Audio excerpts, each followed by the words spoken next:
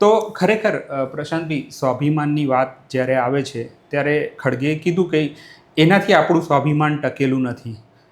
બહુ બધી વાતો એવી છે કે જેના પર ગુજરાતનું સ્વાભિમાન ટક્યું છે, એની પર વાત નહીં થતી. હમણાં થોડા દિવસ પહેલાં જ્યારે ગેસનો બાટલા કે પેટ્રોલની વાત આવી હતી ત્યારે આટલા ઝડપથી સરકાર તરફથી નિવેદન નહોતા આવ્યા અને હવે આવ્યા છે. ઓબ્વિયસલી આ અપમાન છે, પણ આ અપમાન છે પણ એનું જે કંઈ કહેવાની વાત છે આમની, એ બહુ ઝડપથી પ્રતિક્રિયા આવી છે. આ રાજકારણ થઈ રહ્યું છે મૂળે તો. પહેલાં તો કિરણ કહી દઈએ કે ખડગે જે બોલ્યા છે એ નિંદનીય છે, ચલાવી લેવાય એવું નથી.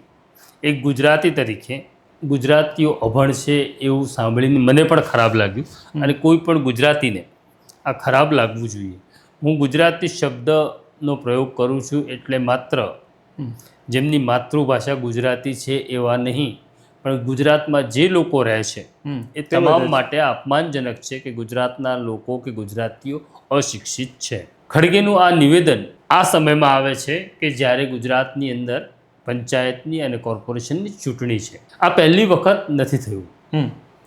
આ અગાઉ પણ જ્યારે જ્યારે ચૂંટણી આવે છે ત્યારે કોંગ્રેસના કોઈને કોઈ નેતા આ પ્રકારનો ભાંગરો વાટે છે. કોંગ્રેસીઓ એવું માનતા હોય કે આ કેરળના સંદર્ભમાં બોલાયેલું વાક્ય છે, છતાં ગુજરાતને માટે અપમાનજનક શબ્દનો પ્રયોગ ચોક્કસ થયો છે.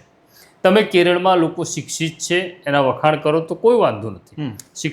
આખા દેશમાં સૌથી વધુ શિક્ષણનું પ્રમાણ કેરળમાં છે.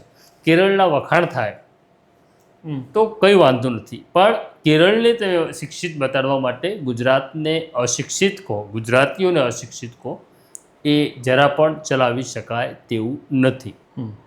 ભારતીય જનતા પાર્ટીના નેતાઓ, પ્રદેશ પ્રમુખ જગદીશ વિશ્વકર્મા, ગુજરાતના મુખ્યમંત્રી ભૂપેન્દ્ર પટેલ, નાયબ મુખ્યમંત્રી હર્ષ સંઘવી અને ઘણા બધા કલાકારો આ વાતનો વિરોધ કરી રહ્યા છે.